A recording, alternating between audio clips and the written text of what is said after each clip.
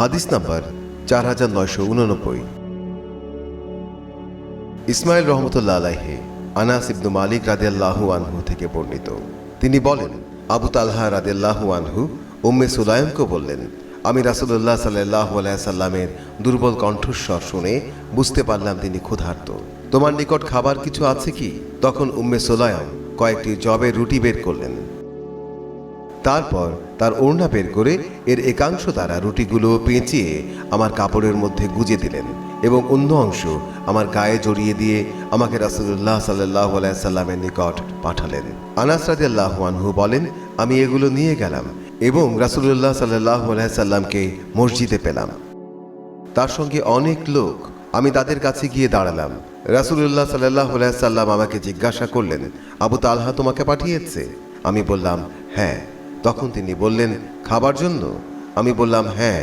রাসূলুল্লাহ সাল্লাল্লাহু আলাইহি সাল্লাম তার সঙ্গীদের বললেন, ওঠো। তারপর তিনি চললেন।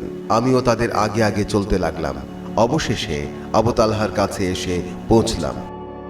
আবু তালহা বললেন, হে উম্মে সুলাইম, রাসূলুল্লাহ সাল্লাল্লাহু আলাইহি সাল্লাম তো অনেক লোক নিয়ে এসেছে, অথচ আমাদের কাছে এ পরিমাণ খাবার নাই যা তাদের খাওয়াবো। উম্মে সুলাইম বললেন, আল্লাহ ও তার রাসূলই ভালো জানেন। আনাস রাদিয়াল্লাহু আনহু বলেন, তারপর আবু তালহা গিয়ে রাসূলুল্লাহ সাল্লাল্লাহু আলাইহি সাল্লামের সঙ্গে সাক্ষাৎ করলেন। তারপর আবু তালহা ও রাসূলুল্লাহ সাল্লাল্লাহু আলাইহি সাল্লাম এসে ঘরে প্রবেশ করলেন। তখন রাসূলুল্লাহ সাল্লাল্লাহু আলাইহি সাল্লাম উম্মে সুলাইমকে ডেকে বললেন, তোমার কাছে যা আছে তা নিয়ে আসো। উম্মে সুলাইম ওই রুটি নিয়ে আসলেন। তিনি নির্দেশ দিলে তা টুকরা টুকরা করা হলো। উম্মে সুলাইম ঘি বা মধুর পাত্র নিংড়িয়ে তাকিয়ে ব্যঞ্জন বানালেন।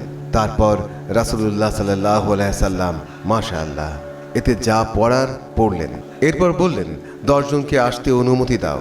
তাদের আসতে বলা হলে তারা পরিতৃপ্ত হয়ে আহার করল এবং তারা বেরিয়ে গেলে আবার বললেন, 10 জনকে অনুমতি দাও। তাদের অনুমতি দেওয়া হলো, তারা আহার করে পরিতৃপ্ত হলো এবং চলে গেল। আবার বললেন, 10 জনকে অনুমতি দাও। তাদের অনুমতি দেয়া হলো, তারা আহার করে পরিতৃপ্ত হলো এবং চলে গেল। এরপর আরও 10 জনকে অনুমতি দেয়া হলো। এভাবে সকলেই আহার করলো এবং পরিতৃপ্ত হলো। তারা মোট 80 জন লোক ছিল।